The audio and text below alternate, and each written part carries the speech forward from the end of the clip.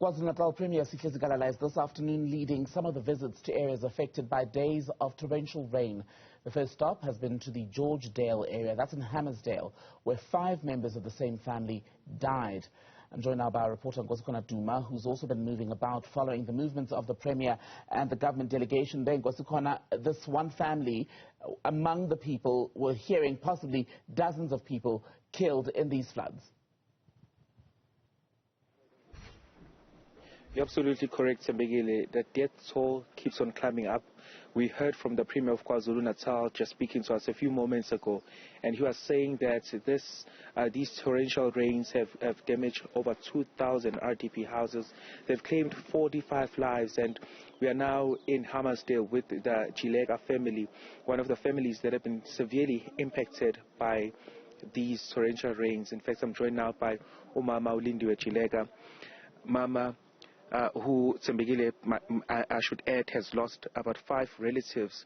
She lost her daughter and 4 grandchildren. Mama, ngikhuluma la noThembekile ngiyamchazela ngento eyenzekile emndenini.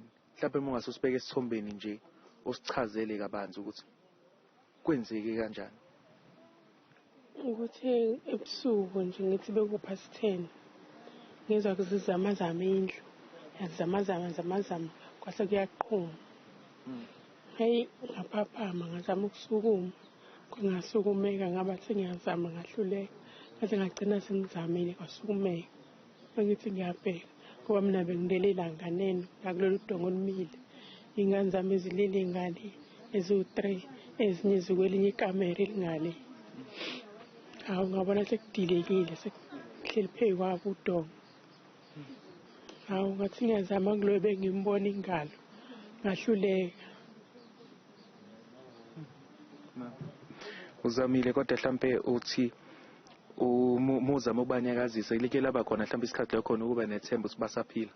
Benginethemba kulobe ngimbona ingalo. Laba abanye nje bebeqhubekile ngathi ngiyabheka ukuthi ngingakwazi ukuyithinta lento ngabona ukuthi yiningi kakhulu itini phezulu kwabo.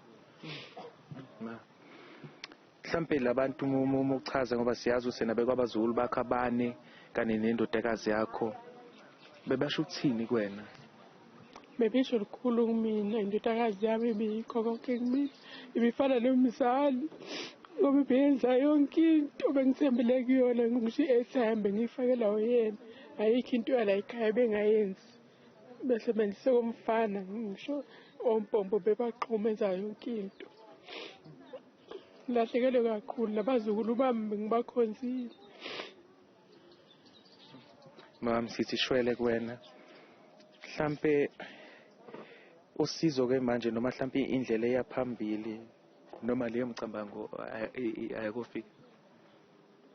Into engiyifisayo manje sengifisa ukuthi sengathi bengabekwa kahle ngokuthula. Bisithole nendawo yokuhlala ngoba sinayo indawo njengoba sihlezi la. Yeah, ma'am. Tsembegile, just to tell you the details of what happened here. So Mama Ulindiwe Chilega is detailing that she lost her daughter and 4 grandchildren. She has described her daughter as a hard-working woman, the 37-year-old woman who passed away. She says that she was depending on her. She was a breadwinner, and she loved her grandchildren dearly. She says that they were woken up by a banging sound of what they felt were stones. And then it appeared that it was rocks that collapsed on their home. This home, if you look behind me, I'm going to ask my colleague Pilani Zuma to show you the images. Behind here, there's a railway track, and it appears that is what collapsed on their home. She says that she had hope that at least one of her grandchildren had survived because she was moving. Others were buried alive, according to her. Her wish right now is to ensure that they're given a dignified funeral.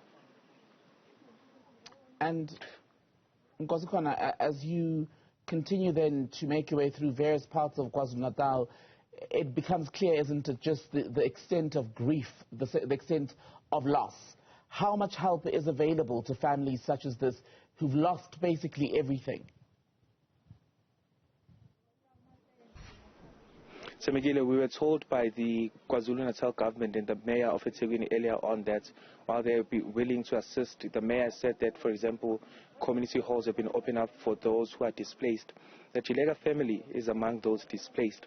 One of the issues that Umam Jilega has said that they're looking for a place to stay. She said, because their home has been damaged.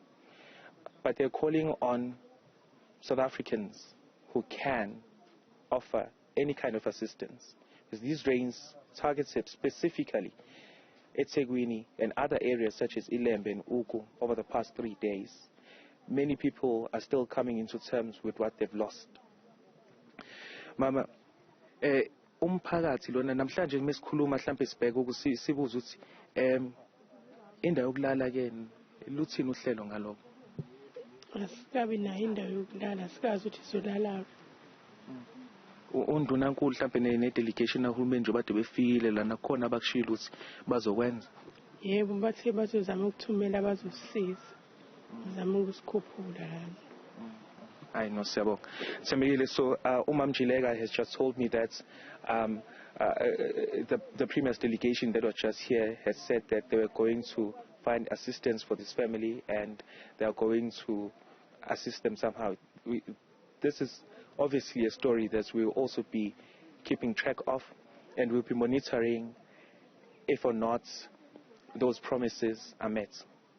Nkosikhona Duma reporting from Hammarsdale in KwaZulu-Natal. Thank you very much for that update.